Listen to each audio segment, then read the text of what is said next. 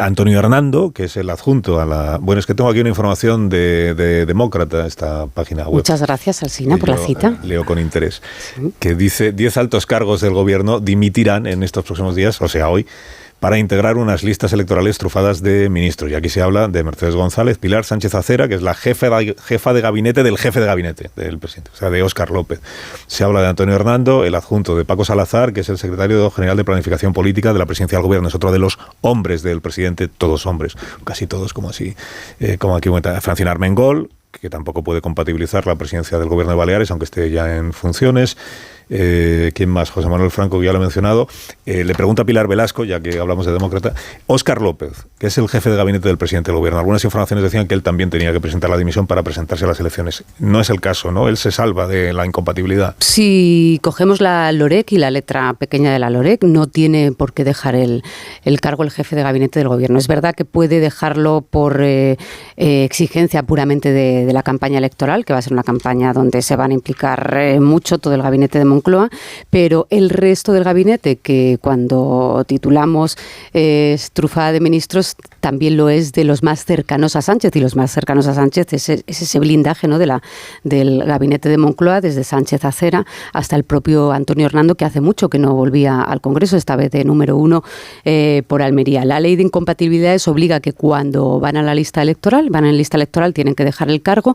En el último, antes del día 19, el último Consejo de Ministros es hoy, así que hoy llevan estos 10 altos cargos el cese, que por cierto también anunció ayer Feijóo su lista para el Congreso, y afecta pues también a otra decena de cargos del Partido Popular, en este caso porque van a hacer campaña y tienen distintas responsabilidades, como pues en sus comunidades autónomas, ¿no? Sí. Efectivamente. Los autónomos, el vicepresidente de la Junta de Galicia, por ejemplo, sí. Señor Conde, que es candidato ya al Congreso de los Diputados. Yo digo que no sé si esto de dejar la Guardia Civil a los, ¿cuánto? 2 meses de haber... 2 meses, sí. 2 meses, sí. 2 meses de haber subido el cargo, casa mucho con esa idea que decía antes de primero España, después el partido. Hay concreta en el tiempo.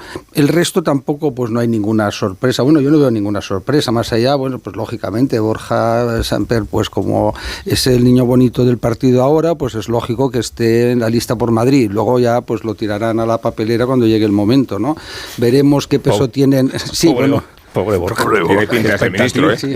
Bueno, yo he conocido tantos ministros, ¿no?, que ni siquiera nos acordamos del nombre y que han sido relevantes y que luego han tenido que ir lampando por los despachos para conseguir un hueco para sobrevivir, así que la vida de la política es muy atropellada, ¿no? Y todos estos políticos que no tienen profesiones previas, ¿no?, pues es más duro todavía, pasa bastante en el PSOE, ¿no? Pues luego tienes que irte a buscar la vida, insisto, es bastante complicado, ¿no? Pero Borja, que es un buen portavoz y lo hace bien, pues veremos qué peso tienen los orallistas, los marianistas, los aznaristas, es decir, ahí todo el mundo se está moviendo, pero sí que hay una diferencia importante. El PSOE, la sensación es de hay que salvarse como sea, es decir, hay que salir corriendo, porque ya la escena, ya lo de la directora de la Guardia Civil ya lo habéis dicho, ¿no? Es una cosa impresentable, ¿no? Impresionante. Pero bueno, también el secretario de Estado para el Deporte corriendo para colocarse de senador. Es decir, aquí es la huida del gabinete del presidente, todo el mundo corriendo. Es decir, es una situación bastante como ha hecho las listas para proteger a toda su gente. Es decir, porque Sánchez no ha tirado la toalla, la gente está muy confundida. Sánchez baraja incluso que haya una situación de empate y ganar las siguientes elecciones dentro de unos meses. Es decir, que él está convencido de que va a seguir como sea. Bueno, está muy divertido. De las listas del PP, como ves, no hay nada, no sé, yo no he visto nada muy especial, ¿sabes? Pero no creo que sea Borja Semper el ejemplo a cuestionar. De hecho, me parece una apuesta específica y concreta de un perfil definido que pretende atraer votantes que a lo mejor de otra forma nunca se irían al Partido Popular, y no porque Borja Semper no tenga naturaleza del Partido Popular, que lo ha demostrado en los momentos y en las situaciones más difíciles posibles. A mí me parece que Borja Semper, no porque sea un ínsulo, Carlos, es exactamente lo que creo que Feijóo quiere enseñar a la sociedad, y tiene razones para reivindicarlo. Y él ha dado motivos también para observar en él la figura de la moderación, de la sensatez en gestión de situaciones que ya han sido complicadas, como las de Bildu o como la del cogobierno que podría pronunciarse en Valencia si efectivamente se produce un pacto con Vox. La línea contra Vox la ha defendido Borja Sémper con más contundencia que nadie. Luego, en este Partido Popular, yo creo que se puede tener más credibilidad que en otros. Y en la política española, donde nadie habla ya, o muy pocos hablan con claridad, su declaración de ayer sobre el líder de Vox en Valencia fue clara, contundente, todo el mundo la entiende, y no es ideológica, es clara, no puede un condenado por un delito de esta gravedad. Lo que no sabemos es si Mazón la comparte. Ser candidato, ¿no? Bueno, pero la verdad es que merece un aplauso hablar a estas alturas con esa claridad en un tema delicado, porque todos los temas delicados sabemos que los... Me refería, Antonio, a la ilegalización de Bildu. Borja Sémper fue contrario a la ilegalización de Bildu cuando muchas corrientes del partido, incluida Ayuso, eran partidarias de ilegalizarlo. Perdona. De momento Ayuso saca casi el 50% de votos y Borja Sémper es ignoto. Es decir, está muy bien, oye, pues al final distintos, son ámbitos cada distintos, uno tiene, bueno, no, pero cada uno tiene de influencia diferentes, ¿no? Sí, está muy bien, pero cada uno se tiene medirá también, Paco, en el resultado del 23J, porque Borja Sémper está ahora mismo en primera línea, coordinando también, coordinó las autonómicas. El resultado es espectacular para el Partido Popular y se medirá en el resultado del 23J. Oye, pues la verdad es no, que pero los equipos suman igual que restan. Los equipos suman igual que restan. Lo que está claro, escuchando a Paco, compra un espacio de centro o le quita al PSOE un espacio de centro que va a ser muy rentable también electoralmente. Sí, pero también incomoda, como estamos viendo, a parte de los votantes del Partido Popular. Tiene que llevar, de verdad, a Soraya de número 2, Mariano cerrando la lista, ¿sabes? Y así tenemos ya el partido más centrado, ¿no? Es decir, el sorayismo a tope. No me gusta, no. Y Fátima de número 4. En términos numéricos, Paco, le da hasta 700-800.000 votos de transferencia de voto del PSOE al PP. Y se entiende perfectamente con esta transferencia que el PP apueste también por ese centro-derecha conservador. Está sin todo eso. Todos estos politólogos, ¿no? Que son periodistas frustrados, ¿no? O juristas frustrados, ¿no? La realidad es otra, yo creo, ¿no? Es decir, hay un proceso de cambio y ya está, no pasa nada, ¿no? Y el PSOE se está descomponiendo y Podemos todavía más, ¿no? Entonces eso de que pongas a Soraya ahora, pues que pongan a Soraya. En 4 minutos a las 9 de la mañana, una hora menos en Canarias. Contaremos los datos de los precios del mes pasado sí.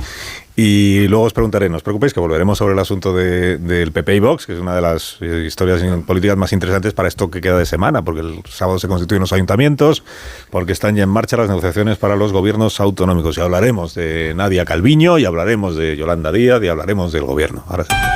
Eso, pues me parece que Nadia Calviño podía tener un poco más de altura, pero no pasa nada. Como es una euroburócrata, volverá dentro de unos meses a la Unión Europea y ya está.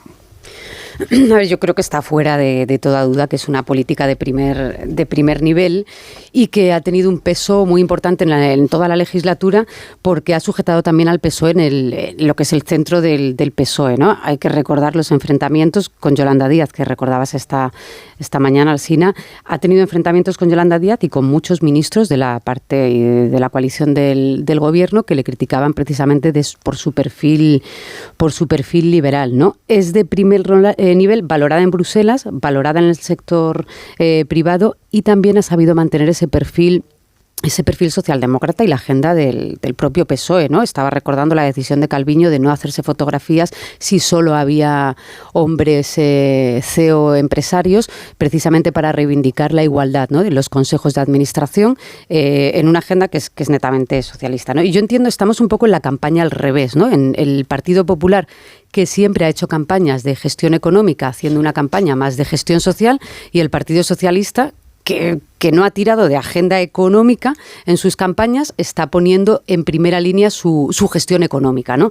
Y es normal, porque es verdad que Nadia Calviño tiene en su haber, bueno, algunos éxitos. ¿Puede presumir este gobierno de haber subido el salario mínimo? Pues casi lo ha duplicado, ¿no?, en un 46% en los últimos 5 años. Reforma laboral. Creo que fue ayer, ¿no?, cuando desde sindicatos hasta la propia COE le están pidiendo al Partido Popular que si llega al gobierno no deroga esa reforma laboral, porque tiene muchos éxitos, ¿no?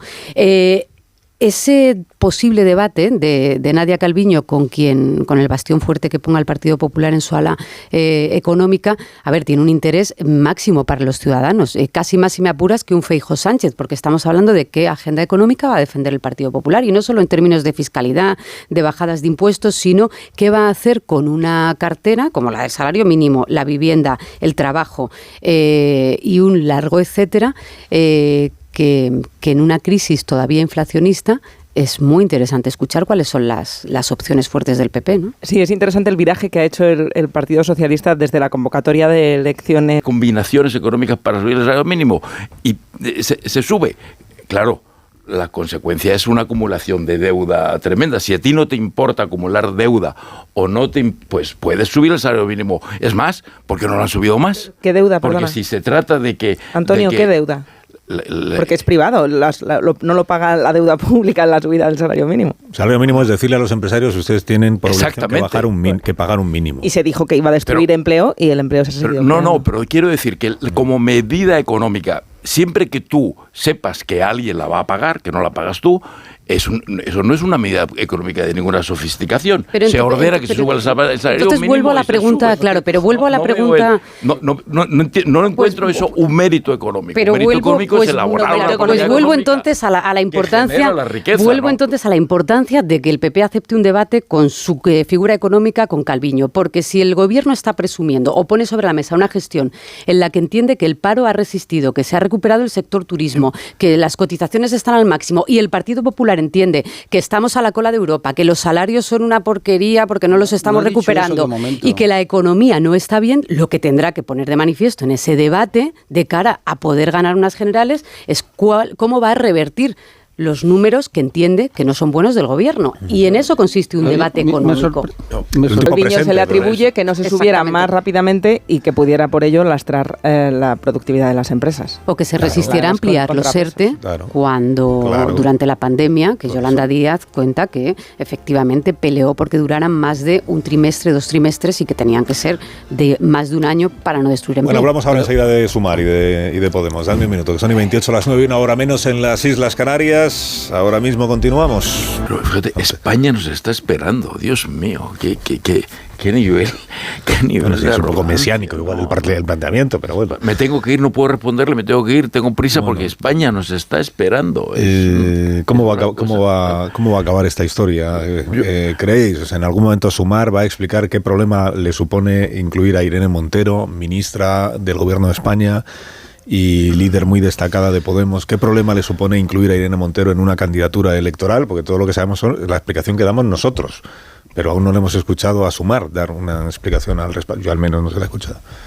Pilar, igual, no la hay, explícitamente no la hay. A ver, Sumar ha pasado la pantalla de la negociación, el acuerdo se firmó por escrito y aunque Podemos diga no, es que el acuerdo se firmó pero no hay acuerdo, es una contradicción en sí misma. No, esto ya está firmado, ya saben los que las candidaturas que han firmado, los puestos que les pueden tocar y hasta el presupuesto, el 23% del presupuesto, los tiempos, está todo negociado. Y van a seguir dando la matraca, por así decirlo, de Irene Montero hasta el próximo 19 de junio, por lo menos, que es cuando se cierran las listas y creen que puede haber espacio. Creen que es una cuestión dialéctica, porque desde Podemos saben que no se va a abrir la puerta de Irene Montero. Y es verdad que hay voces desde ambos espacios que dicen que Yolanda Díaz debería dar una explicación, no porque le falten argumentos, sino por una cuestión de autoridad y liderazgo. Si usted entiende que el activo de Irene Montero resta a un espacio porque su gestión